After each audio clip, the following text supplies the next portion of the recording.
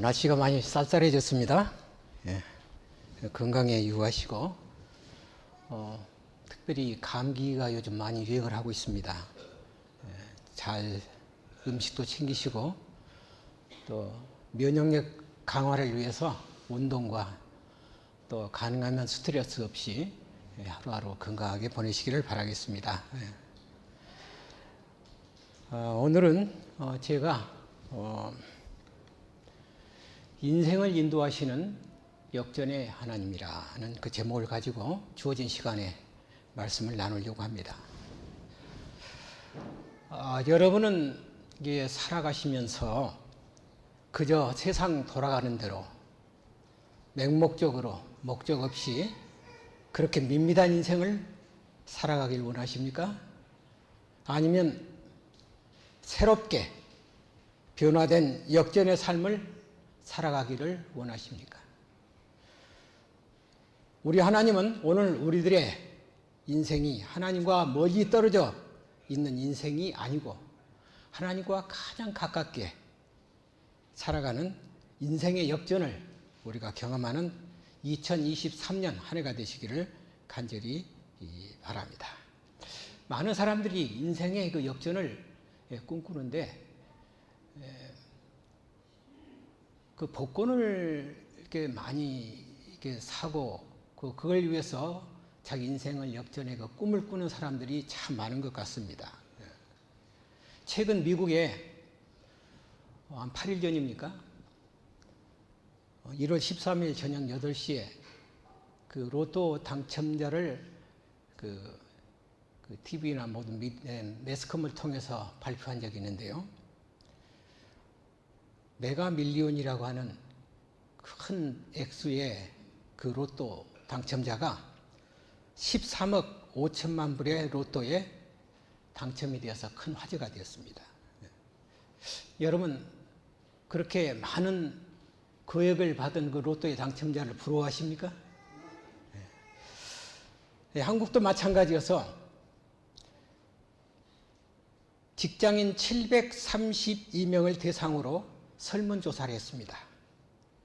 귀하는 복권 당첨으로 인생 역전을 꿈꿔본 적이 있습니까? 라고 질문한 결과 88.3%가 꿈꿔본 적이 있다고 그렇게 응답을 했습니다. 응답자의 86.9%가 복권을 구입한 적이 있다고 그렇게 조사가 되었고요. 이들 중 48.3%가 복권을 정기적으로 구입하는 것으로 조사가 되었습니다. 그러니까 한국의 절반 정도의 사람들이 이 복권을 구입한다고 하는 것입니다.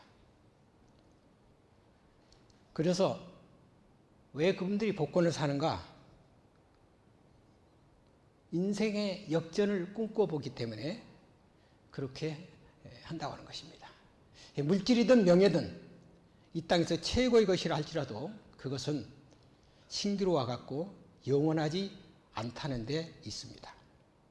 그리고 우리가 잘 아시는 대로 복권 당첨자의 거의가 최후의 만로가 그렇게 그 돈을 감당하지 못해서 잘못되게 사용함으로 인생을 패가망신하는 그런 사례가 높은 퍼센테이지를 차지하고 있습니다.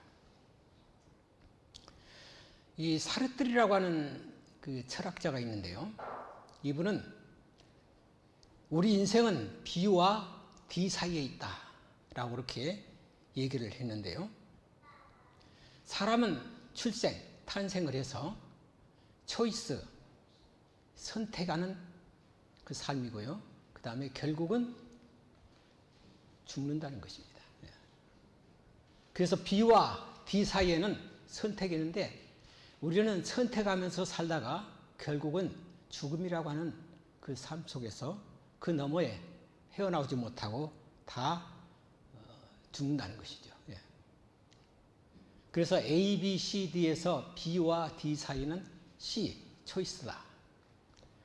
그런데 우리는 출생을 해서 한 가지 좋은 그 선택 가운데 어떤 선택인가 하면은 마찬가지 C인데 C는 크라이스트입니다. 예수님을 우리가 선택을 하게 되면 internal life, 영원한 생명을 우리가 소유할 수 있다고 하는 것입니다. 그래서 우리가 B와 D 사이에 어떤 선택을 하느냐에 따라서 어떤 사람은 죽음을 맞이할 것이고 어떤 사람은 영원한 생명을 소유할 수 있다고 하는 것입니다. 그래서 우리는 예수님 안에 있으면 영원한 생명이 보장이 되지만 영원한 생명이 보장받지 못하는 죽음은 우리가 예수님을 선택하지 못했기 때문에 그렇게 된다고 하는 말씀입니다. 예수 그리스도를 믿는 사람들은 왜 소망이 있느냐? 그것은 영원한 생명이 우리를 기다리고 있기 때문입니다. 이것이야말로 인생의 역전입니다. 죽음과 삶의 그 기로에서 우리는 그리스도를 선택할 때 우리는 인생 역전, 대박을 경험할 수 있다고 하는 것입니다. 오늘 우리 그리스도인들, 특별히 몬트레 우리 교우님들은 인생의 대박, 예수 그리스도를 내 안에 구주로 모시고 참으로 인생의 역전되는 그런 한 해가 되시기를 이 시간에 간절히 바랍니다. 오늘 저는 이 시간에 에스더에서 본 인생 역전의 스토리를 여러분들 앞에 소개하려고 합니다. 이 에스더는 여러분이 잘 아시는 대로 이 포로의 신분이었습니다. 그런데 그가 어떤 역전을 경험했습니까? 그는 포로였지만은 왕의 비로소 왕비가 되었습니다. 그리고 모르드게와 하만의 인생 가운데서 모르드게가 거기에 큰 승리를 거두고 하만은 처형당하는 그런 인생의 역전을 우리가 에스더 6장에서 살펴볼 수가 있습니다. 특별히 에스더 우리가 쭉 읽어보시면은 에스더 6장은 가장 중심부에 자리 잡지만은 아주 드라마틱하고 그 다음에 가장 사람들이 재밌어하는 그런 하이라이트의 부분이 이 에스더 6장입니다. 오늘 저는 이 에스더의 이야기에서 인생 역전의 이야기를 나누고자 하는데요. 이 에스더는 우리 잘 아시는 대로 죽으면 죽으리라고 하는 그 이름이 떠올린 만큼 아주 훌륭하고 참 지혜롭고 참 미모가 출중한 그런 여인이었습니다. 그런데 하나님께서는 특별히 우리 이 에스더를 쭉 읽어보시면 어떤 것이 느껴지는가 하면은 하나님의 이름이 한 번도 기록이 되지 않았다고 하십니다. 아무리 여러분 에스더 1장에서도 쭉 살펴보시면 여호와 하나님이 가라사대란 말은 한마디를 찾아볼 수가 없습니다. 그리고 절대절명의 그 위기 가운데서도 하나님께서는 조용하게 아무런 기색도 않으시고 침묵에 거하는 것을 우리가 발견하게 됩니다. 그리고 모르드게도 역시 예루살렘으로 가라고 하는 하나님의 명령이 있었지만은 그가 돌아가지 않고 이방에 머물면서 이방인의 나라에서 특별히 페르시아에 남아있을 때 하나님은 아무 간섭도 않으시고 침묵하고 계신 것을 봅니다. 그리고 에스더가 이방인의 왕의 첩이 되려고 할 때도 하나님은 그저 침묵하고 계셨습니다. 하만이 유대인을 죽이려고 계획하고 모르드게를 모함했을 때에도 하나님은 여전히 침묵하고 계셨습니다. 그러나 우리가 에스더 6장부터는 하나님께서 드디어 이 일을 개입하고 간섭하시는 그 장면들을 우리 확인할 수가 있는데요. 에스더 5장에 보면은 유대인 전부를 확살하기 위해서 음모와 그의 리더격인 모르드게를 죽이기 위하여 하만의 집 앞에 장대를 세워놓고 모르드게를 죽이려고 하는 그런 계획을 하고 있는 때였습니다. 그런데 그날 밤에 이상하게도 왕이 평상시와 달리 잠이 오질 않은 것입니다. 그리고 너무 잠이 오질 않아서 그는 역대일기를 가져다가 자기 앞에서 읽었습니다. 이상한 일이죠. 평상시 안 하던 그 왕이 그날따라 잠이 오지 않는 거예요. 우리 에스더 6장 1절에 그렇게 언급하고 있습니다. 참 기가 막힌 순간은 뭔가 하면은 하나님께서 이 아솔의 왕의 하는 모든 일들에 개입하시는 것을 우리가 볼 수 있어요. 왕은 나라의 절반이라도 주겠다고 몇 번의 제안을 하던 에스더에게 뭔가 에스더가 뭘 요구할 것인가 라고 굉장히 궁금하고 있는 그런 상황입니다. 그래서 잠이 오질 않은 거예요. 그리고 여러 가지 다른 일을 할 수 있었지만은 아하수에로 왕은 그날따라 역대일기, 역사, 페르시아의 모든 일어나고 있는 그 역사들을 한번 확인하기 위해서 책을 가져다가 읽습니다. 여러분, 역사 이야기는 재미도 있기도 하지만은 그렇게 흥미롭거나 재미가 있는 책은 아닙니다. 그래서 역대일기를 가져오라고 얘기를 합니다. 그래서 이상하게도 다른 것들을 많이 할 수 있는데도 불구하고 왕이 왜 하필이면 이 역대일기를 읽었을까? 참 교묘하게도 타이밍이 잠을 오지 않는 그 일로 인해서 역대일기를 보고 과거에 이 페르시아에 있었던 역사들을 이제 들춰보기 시작하는데요. 그 읽어보니까 무슨 기록이 나올까요? 모르드게가 자기가 죽이려고 하는 여러 음모설 가운데 돌고 있을 때 모르드게는 왕을 살리는 그 일이 있게 됩니다. 구해주게 된 거예요. 그런데 이상하게도 왕은 이 모르드게에게 어떻게 해야 되겠어요? 상을 줘야 되는데 상을 주지 않고 깜빡 잊어버린 거예요. 그래서 왕이 그 역대일기를 보고서 이 모르드게에게 상을 줘야 되겠다 그런 생각을 하고 있었습니다. 그런데 마침 하만이 왕의 궁 앞들에서 왕을 만나게 온 겁니다. 그런데 이 하만은 무슨 계획을 하고 있었는가 하면은 모르드게를 죽이기 위해서 하만의 집에다가 장대를 세워놓고 그렇게 계획을 아주 단단히 하고 벼르고 있었습니다. 그래서 이 왕이 잠이 오지 않고 역대기를 읽다 보니까 마침 하만을 만날 수 있는 시간이 된 거예요.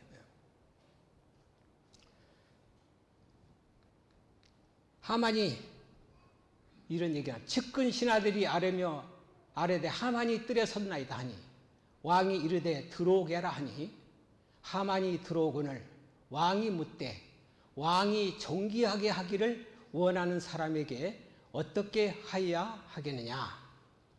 하만이 심중에 이르되 왕이 정기하게 하기를 원하시는 자는 나 외에 누구리요 하고.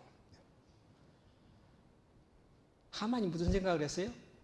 정기하게 하는 사람은 분명히 모르드게가 아닌 자기라고 하는 사실을 착각한 거예요.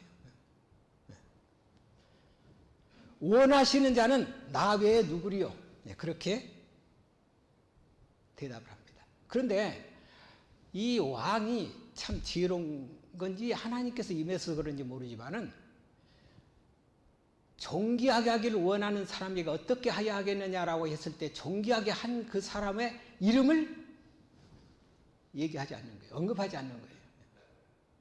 그러니 이 하만은 모르드게를 언급하지 않았기 때문에 자기라고 하는 사실로 생각을 하고 그렇게 착각에 빠지게 된 것입니다.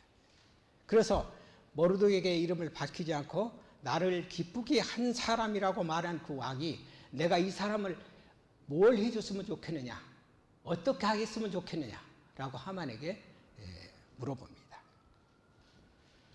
왕이 어쨌든 간에 의도적으로 했든 우연히 했든 그것은 상관할 바가 아니지만 하나님께서 이 왕을 통해서 뭔가 역사를 시작하려고 하는 것입니다.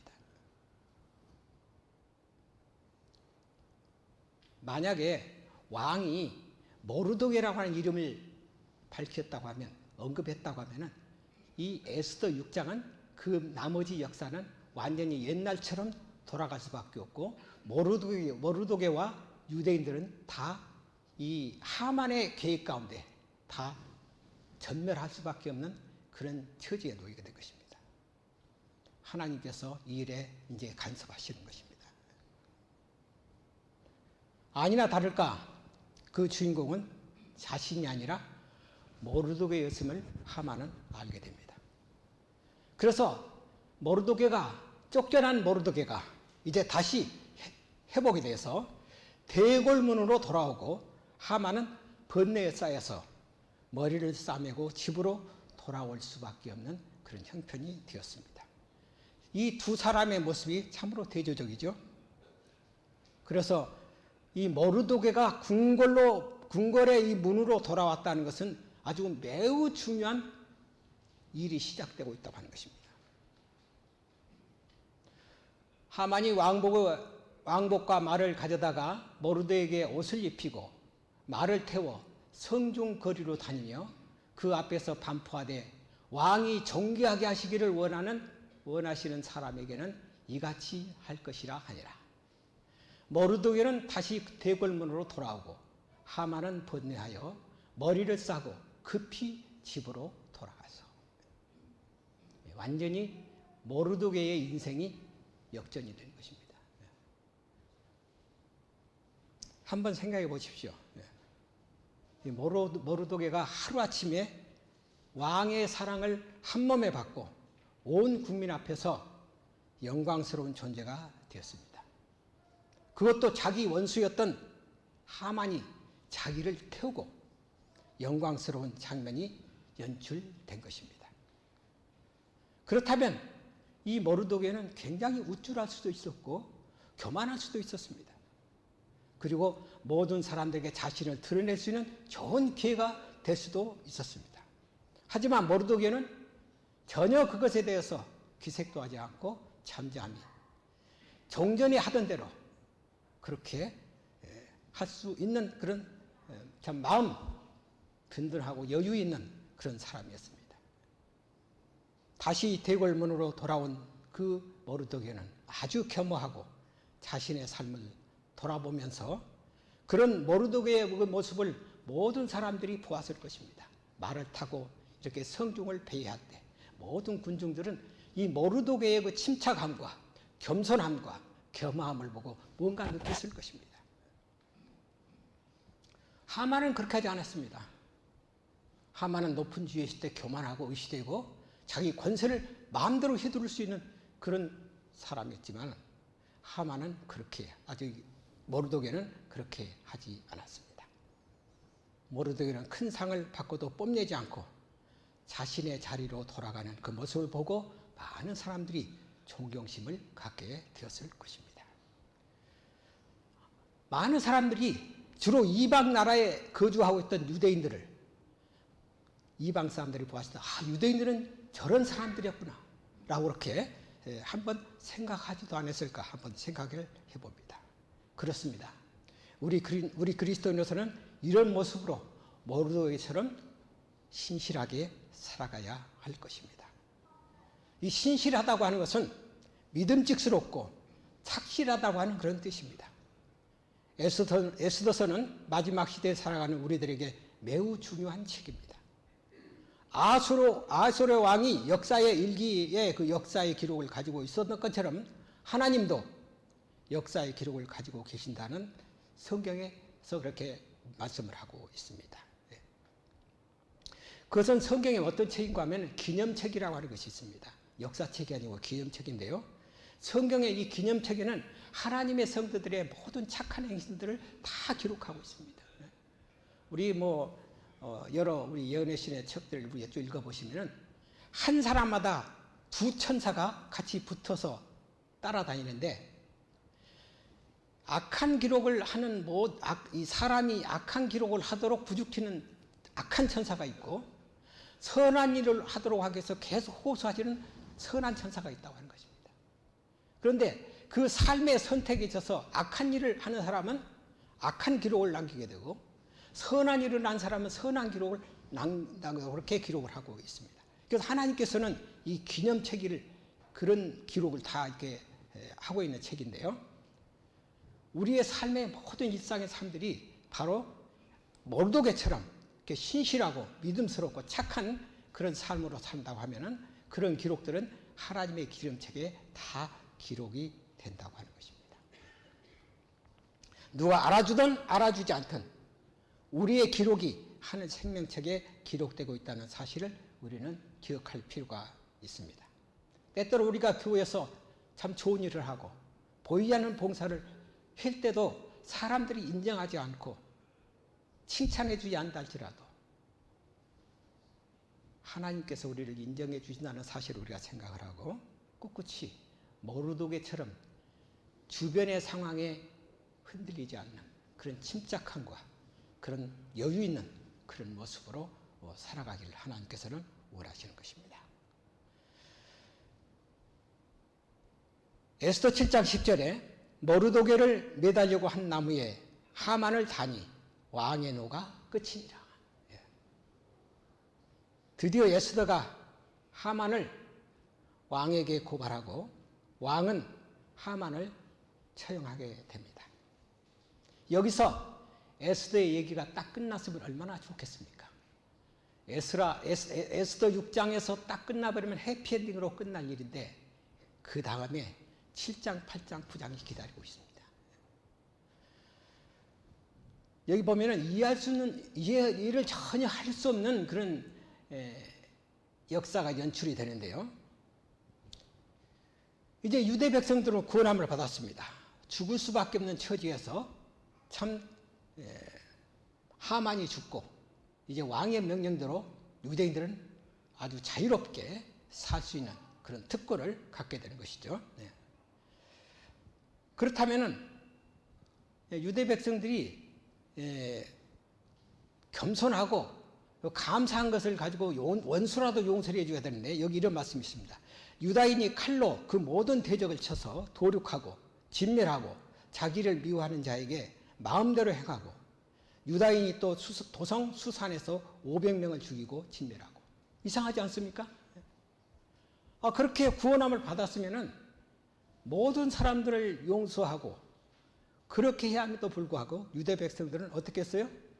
이렇게 모든 대적들을 쳐서 도륙을 하고 진멸을 하고 그 다음에 자기들을 미워하는 자에게는 마음대로 죽이는 500명만 죽일 뿐이 아니라 하만의 그 자식들도 죽입니다.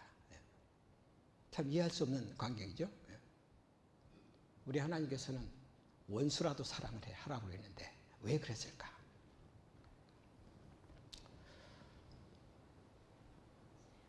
이 하만이 10아들이 있었습니다. 근데 하만이 10아들을 싹 죽여버렸어요. 그리고 죽인 것도 좋지만은 그 시체를 하만이 계획했던 장대에다가 다 달라고 그렇게 요청을 하게 합니다. 우리가 생각할 때는 유대인들이 너무 잔인하게 생각이 들죠. 그러나 사실은 그렇지가 않음을 우리가 발견하게 되는데요. 에스더 8장에 이렇게 기록이 되어 있습니다.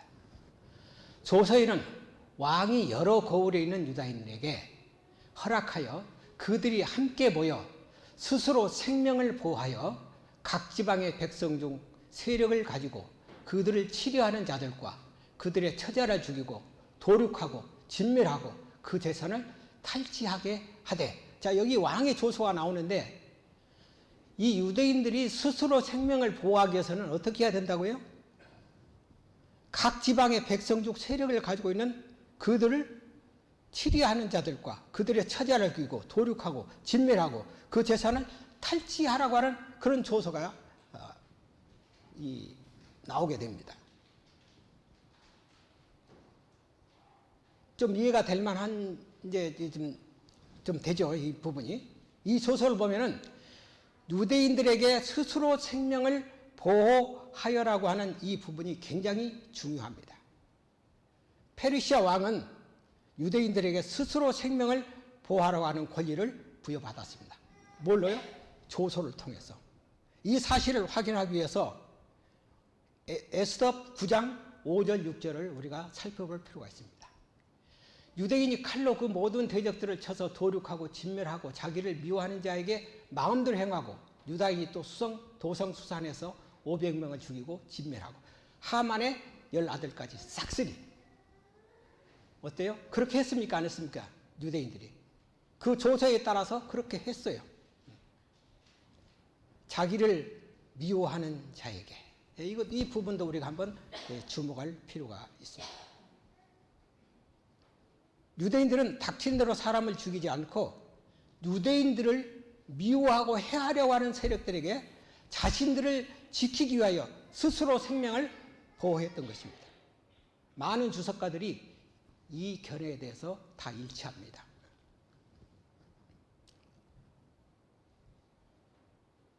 왕이 먼저 유대인들을 진멸하라고 조서를 내렸기 때문에 그 시대의 법으로는 한 번 내린 조서는 취소할 수가 없습니다. 이 메데 페르시아의 법은 일단 공표가 되면 변경할 수가 없어요. 먼저 내린 조서 때문에 유대인들을 싫어하는 백성들이 유대인들을 죽이려고 그 조서를 가지고 왔었습니다. 취소할 수가 없어요. 그래서 왕은 또 다른 조서를 내려서 유대인들이 스스로 그들을 보호할 수 있도록 한 것인데요. 결국 유대인들을 미워한 세력들은 왕의 첫 번째 조서를 가지고 유대인들을 치려고 왔는데 유대인들은 자신들을 보호할 수 있는 또 다른 왕의 조서를 통하여 자신들의 생명을 보호한 것입니다. 그러니까 조서에 따라서 유대인들은 그대로 움직인 거예요. 유대인들의 역사를 보면요, 먼저 다른 이방인들을 공격했다고 하는 기록이 찾아볼 수가 없습니다. 자기를 미워하고 해하려 하는 사람들에게는 가차없이 공격을 했어요. 이야기는 먼 나라 얘기가 아닙니다. 역사는 앞으로도 이런 식으로 반복이 될 것입니다. 에스더 8장 5절에 있는 말씀, 이르되 왕이 만일 즐거워하시며 내가 왕의 목전에 은혜를 입었고 또 왕이 이 일을 좋게 여기시며 나를 좋게 보실진대 조서를 내리사 아각 사람 하므다다의 아들 하만이 왕의 각 지방에 있는 유다인을 진멸하려고 꾀하고 쓴 조서를 철회하소서. 아만은 어떤 사람입니까? 아각의 후손입니다. 아각은 이 사울 왕 시대에 하나님의 백성을 위협했던 원수였습니다. 만약 사울이 그때 아각 사람들을 진멸했다고 한다면 에스더 시대에 이런 비극이 재현되지 않았을 것입니다. 죄라고 하는 것은 왜 구약 성경에 보면 이 자녀들, 아이들 다 죽이라고 이렇게 명령했나요? 죄라고 하는 것은 엄청난 힘을 가지고 있어요. 죄가 존재하게 되면 주변 사람들에게 영향을 미치기 때문에 하나님의 계획은 죄와는 완전히 상관없는 분이시기 때문에 죄를 완전히 멸절시키도록 하기 위해서 가족들, 아이들까지 다 완전히 진멸시키는 장면이 구약 성경에 종종 드러납니다. 많은 사람들이 생각할 때 우리 하나님은 참 무서운 하나님이시다, 두려운 하나님이시다, 그렇게 생각할 수 있겠지만 우리 하나님은 죄를 근절시키기 위해서 그렇게 하셨다는 거예요.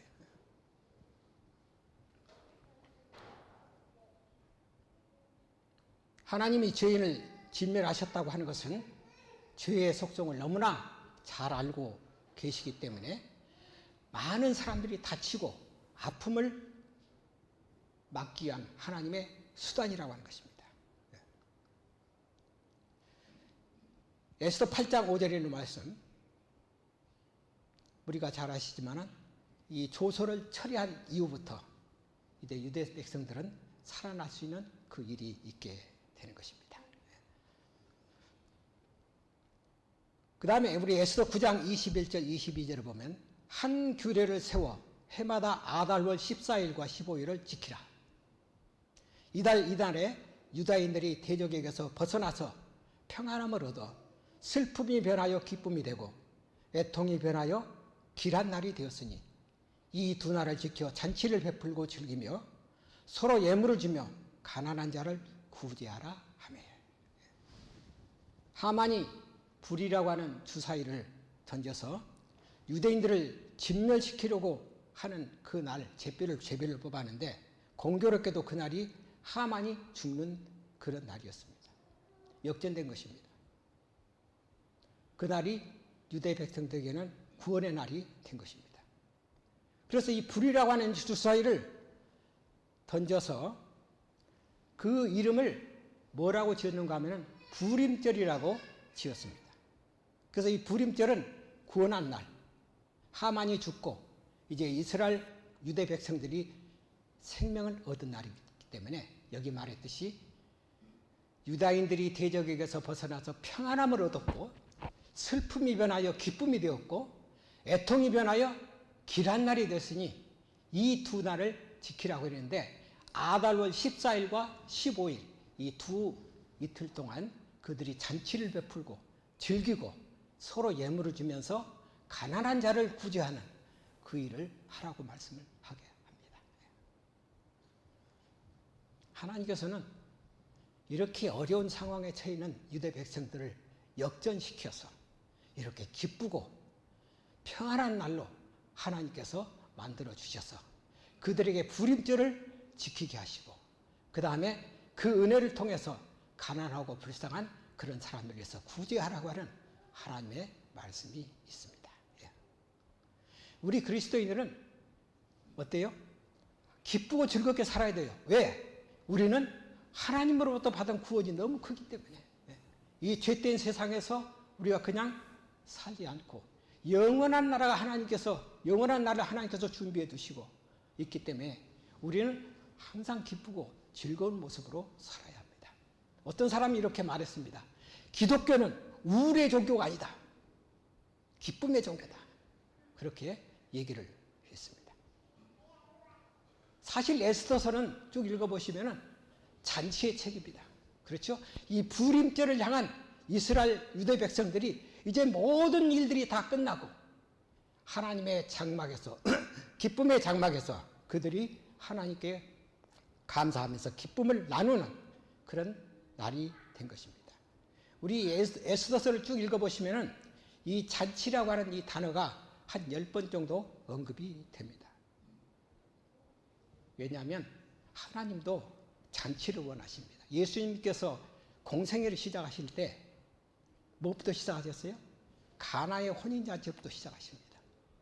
그리고 마지막에 가서는 어린 양의 혼인잔치, 구원받은 하나님의 백성들이 이제 다 승리의 종려가지를 들고 하나님을 찬양하면서 하나님께서 마련하신 은식탁에 맛있는 생명과를 다 진열해 놓고 구원받은 하나님의 백성들에게 잔치를 베푸는 모습으로 요한계시록은 그렇게 끝이 납니다. 우리는 인생을 살아갈 때 축제를 즐기는 것처럼 그렇게 살아야 합니다. 왜냐하면 우리는 예수님께서 십자가를 통해서 구원해 주신 그 승리의 그 일 때문에 우리는 기쁘게 살아가야 합니다. 왜냐하면 우리는 하나님께로부터 거저받은 구원이 있기 때문에 그렇습니다. 제가 감동의 스토리 하나 여러분 앞에 소개하고 이 시간을 마무리하려고 합니다. 최근에 제가 한 카톡을 통해서 받은 스토리입니다. 미국에 사는 한국인의 이야기인데요. 공군 대위로 전역하고 현대자동차에 입사하여 차장으로 고속 승진한 사람입니다. 당시 대졸 초임이 2만 원일 때 자신은 15만 원을 받았습니다. 좋은 직장을 퇴사하고 아들 둘, 딸 셋을 데리고 미국으로 이민을 옵니다. 그런데 중학교 2학년인 큰 아들이 예기치 않은 일로 인해서 교도소에 신세가 됩니다. 자식을 잘 키우겠다고 이민 왔는데 아들은 학교에서 왕따를 당했고 미국 아이들에게 놀림감이 되었습니다. 그때마다 아들은 반격을 가했고 이 때문에 교장에게 여러 차례 불려가 체벌을 받았습니다. 불만이 쌓인 이 아들은 어느 휴무일 이틀 동안 다른 미국인 친구와 함께 학교에 들어간 건물 이곳저곳을 쑥대밭으로 만들어버립니다.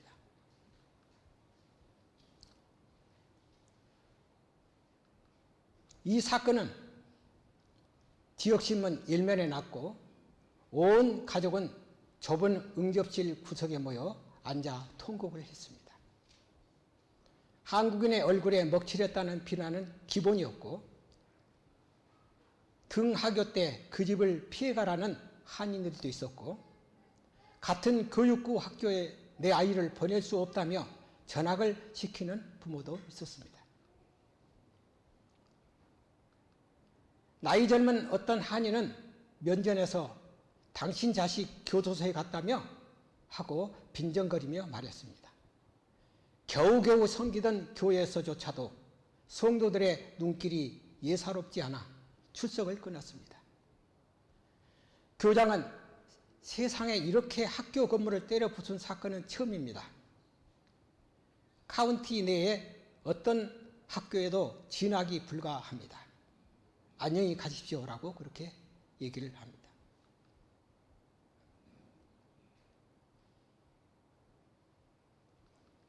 그는 아들 죄가 바로 내 죄라고 생각하고 속죄를 위해 매주 주말에 온 가족을 동원하여 학교 청소를 하겠다고 했고 교장은 별난 아버지라는 표정으로 허락을 했습니다. 이 별난 행동은 나중에 다시 한번 플로리다주 주류 사회를 아니 전 미국을 흔들었습니다.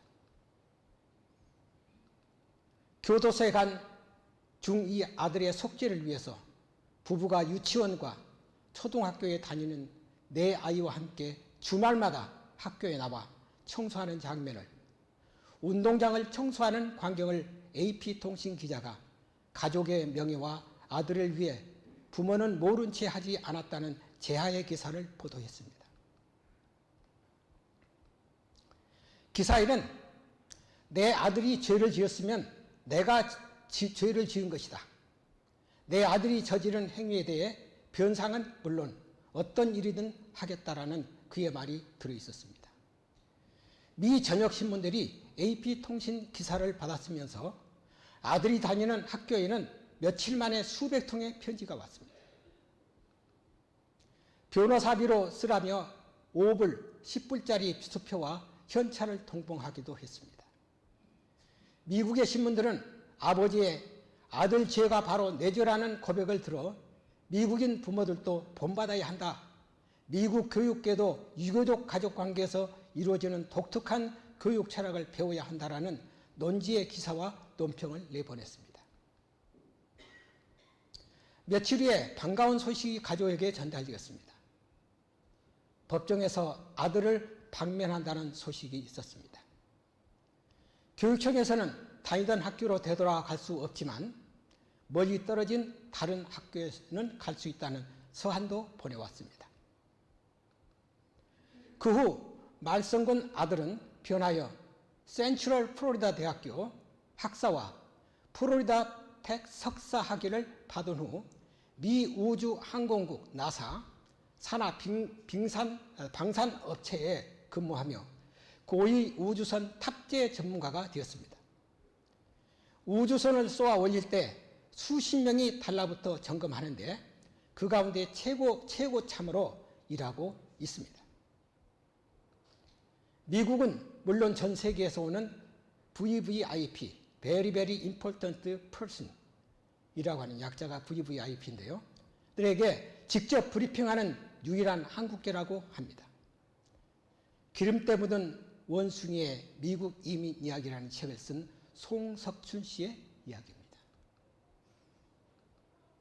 큰아들 송시영 씨가 사고를 쳤을 때만 해도 아이고 저놈이 자라서 뭔가 될까 하고 걱정이 태산이었는데 지금은 가장 가까운 곳에 살면서 자신이 좋아하는 낚시를 시도 때도 없이 함께 가준다고 합니다. 선트레스트 은행 부사장으로 일하고 있는 큰딸도 명절 때마다 제법 큰 용돈을 보내주고 있다고 하는 소식입니다. 한 아버지의 대속으로 사고 뭉치 아들이 새로운 삶을 살게 되었고 자녀들 모두 스스로 제자리를 찾아 우뚝 일어선 아름다운 가정사의 이야기입니다. 여러분들도 절망하고 계실 때 우리 하나님은 역전을 계획하고 계신다는 것을 잊지 마십시오. 그 하나님이 바로 우리 곁에 있다는 사실도 기억하기 바랍니다. 에스더에서 보여준 역전의 삶이 올 한 해를 더욱 빛나게 하는 삶이 되기를 바라면서 하나님의 은혜가 오늘 이 안식일에 충만히 여러분들에게 임하시기를 기도드리면서 말씀을 마치겠습니다. 성경에 대해 좀 더 알아봅시다. 성경은 각각 다른 사회적 계층과 배경을 가진 40명의 저자들이 쓴 책입니다. 그럼에도 각각의 책과 내용이 서로를 뒷받침하는 상호 보완 관계에 있죠. 1500년이 넘는 기간 동안 성경은 세계 대륙, 즉 유럽과 아프리카와 아시아에 걸쳐 쓰여졌으며 총 66권의 책으로 이루어져 있습니다. 오늘날에는 1600개 이상의 언어로 번역되었습니다. 그리고 매년 1억 권 이상의 성경이 판매되고 있습니다. 지금까지 판매되었다고 기록된 것만 50억 권 이상입니다. 또한 성경은 수많은 재료로 기록되었습니다. 3개의 다른 언어로 기록되었으며 우리가 알고 있는 185개의 시와 노래가 기록되어 있고 21개의 꿈이 적혀 있습니다. 성경은 평균적으로 61만 1000개의 단어로 쓰여졌지만 그 모든 것은 오로지 한 단어만을 이야기하고 있습니다. 그것은 바로 예수님입니다. 깨어져 버린 관계에서부터 관계의 회복까지, 그리고 그 모든 과정에서 하나님께서 어떻게 일하시는지 하나님의 말씀을 시작으로 그 이야기를 알아갈 수 있게 되길 바랍니다.